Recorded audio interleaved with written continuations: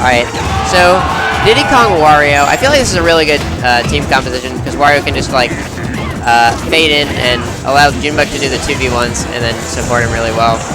Yeah, thematically, I feel like the Link Tink team, they fill very similar roles. So yes. I feel like there'd be like certain aspects of their gameplay that is lacking. One advantage is that obviously both players are going to have like their item tech on point. So I feel like it would be interesting to see what Sosa does with all of these items that are going to be made available to his character. Yeah, for sure. Wario can do a little bit with the items. His glide toss probably isn't very good, but it's just the air control he has. Yeah, absolutely. Is a little better. Like he barely needs an AGT for like horizontal distance at least. They're kind of separating into 2v1s. The green team is at least. I feel like. Yeah. Oh, premature waft. Hero of Time should probably be taking the front. Just because the projectiles are kind of, for camping, are a little bit better for from Toon Link, and then Link's got those pretty good mid-range pokes, and he's pretty good at fighting when he's at that close range.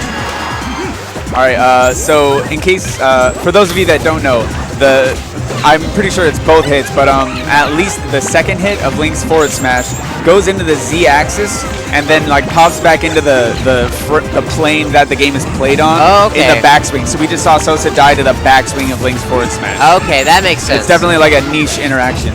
That is something you gotta have matchup experience for. I don't believe there are any Links in SoCal, so I wouldn't be surprised if you didn't know that. I know that Aeon, who I think he's like 10 on their PR, normally main Sonic does have like a solid Link secondary. Okay. Yeah. Okay. Oh my God, Junebug tries to get the fair on him, but fades in a little too much. We haven't seen a ton of like really like involved team combos. It's definitely like this very fluid like series of 1v1s that we've been seeing. But man, this game is like really close. Both teams are doing a good job of establishing stage control of center stage and like just like walling them out with their hitbox. Yeah, it has been a lot of 2v1s. I feel like that's really going to benefit the red team because I feel like they're the stronger singles players overall. Yeah, definitely like on average, like Sosa and Junebug, obviously national threats. Yeah, so I feel like the green team needs to stay closer together, just not allow them to get those 1v1 situations going. Because the red team's really taking advantage of it. Yeah, and it looks like they've got a solid 2-stock lead right now. Junebug and Sosa looking to make something happen on Hero of Time, but it doesn't. So Sosa definitely has like been doing not necessarily like great work with the items, but it certainly hasn't been an obvious detriment, in his play. Yeah, no, he hasn't been doing a lot, but he's able to. I feel like Wario can just, since their mobility is so good, he can weave around them pretty well. He's making it work. He's not just getting like destroyed by the item play alone. In theory, like the Wario Diddy Kong team sounds really good just because Bananic is so good at controlling the ground, and Wario is one of the best characters at just dictating the airspace. Yeah. Also, like just the horizontal tech chases with his shoulder bash, like off of a trip, like you have very, very limited options. If you tech in, you're gonna get caught by Diddy Kong. Exactly. You tech away, you get caught by that side B. We might see a situation where the shoulder bash covers all of like the rolling options, and then Junebug just prepares like to punish the get-up attack that would probably hit Sosa. Oh yeah, the Nair. That's like the little tiny mix-up. Still has that waft on deck, so if they get a little bit more percent and then the grab. Okay. Oh yeah, fair waft. Yeah, threw in a little fair there. I was expecting just the waft immediately. Why is it so many like little moves that just like barely nudge you a little bit forward and allow him to combo into anything? A lot of his combo tools. Yeah, absolutely. And waft is so good in doubles because Wario's really hard to edge guard, so he's gonna live even longer. So he's gonna get that waft on deck a lot more. And there are more setups into it because you can just have your partner grab. All right, assuming there are no character swaps, where do you think? I feel like the Lynx will opt for like a larger stage to use like those bomb recoveries that they have, the bomb thrust, the regular just like AGT the bomb up and then up I feel like platforms would benefit them a lot too, just to get their projectile set up. So Dreamland might be a really good stage if they leave that open. I wouldn't be surprised if we see that. Wario's definitely going to be living for a while, and Junebug's going to get room to set up on that stage too, but I feel like it's going to benefit the green team more. They're thinking about their bans right now. Yes. All right, okay, so we're Sosa and Junebug. What do we want to ban? That's what I would have banned, Dreamland and Delfino. Exactly. I feel like a big stage, but platforms are also good.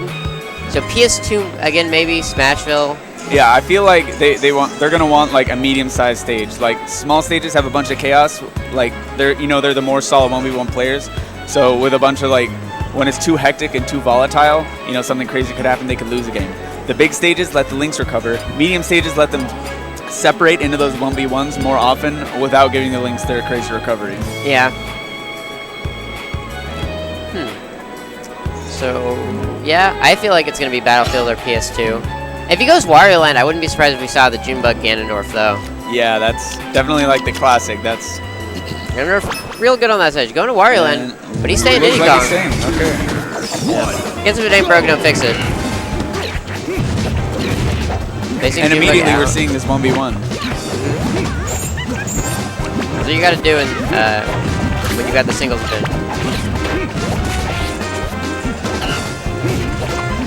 Alright, we see that red team has been pushed to the outsides of the map. The Lynx are using their projectiles really well. Yeah, they're doing a really good job of cornering them. Just pushing them like up and around to either side. Because it's like when you're getting walled out from like say the left, it's pretty common to Sosa gets game. Pretty common to try to use your jumps and like that aerial mobility and come down and like retake center in that manner. But Hero of Time and Tristan's Rule did a great job of keeping them up and then just pushed them out to the right.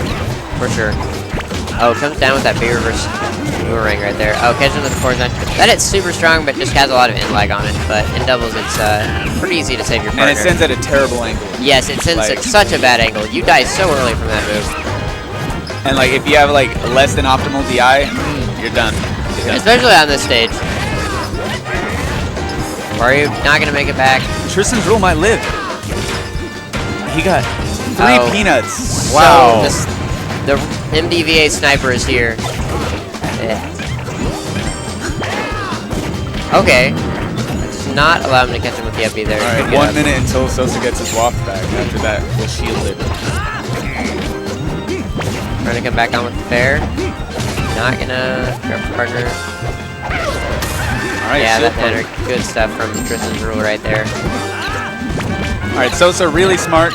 Definitely a good idea in doubles. When your partner is dead, you gotta wait for them to respawn, and a very safe place to be is on the ledge, refreshing that invincibility.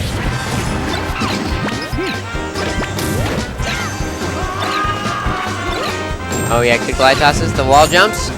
That was sick. Super nice. Oh my goodness. That was an amazing recovery from green team right there. Has control of the banana. Oh my gosh. Okay, they're converting off of Hero Time's unfortunate dare into banana. And this game is a lot closer. Green team's arguably up, especially if they take Junebug's stock. Yeah, definitely working out better for them than the neutral stage. But red team does have counter pick advantage at this point. Yeah, for sure. Oh, catching with the rising back air right there. Okay, I loved that mental coherence from Hero of Time to not like panic use his up B because he wouldn't have made it to ledge, but he would have saved Sosa. That's one thing I feel like mid-level players struggle with a lot is recognizing that using your up B isn't always ideal. Yeah, for sure. Like sometimes you just need to take your stuff, like take the death, but then you don't save them. There's always mix-ups to be used. Oh, unfortunately gets caught by the waft. They're in a 2v1 situation. This is definitely doable though. Sosa just needs to make one small mistake, which he isn't likely to do. But it's just depends on how badly Tristan's Rule gets team comboed and if he can find that space to deal the killing blow. It seems like he's opting for down smash a lot. Yeah, it kind of looks like a panic option right now. Oh, good edge cancel right there on this air. I feel like he should just held ledge right there. Catch him with back air. What they could have done is just have a Junebug hold ledge, Sosa charges a smash or an F tilt or something.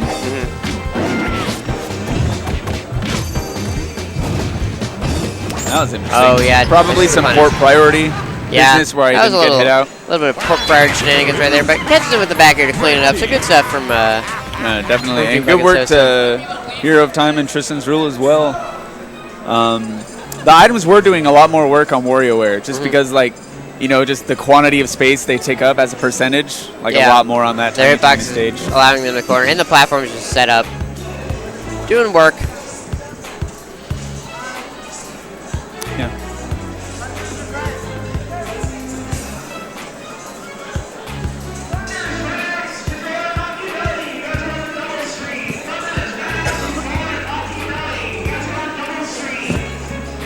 All right, it looks like we have Thunder's Reign and Red X from NorCal up against Yador and Machiavelli from SoCal.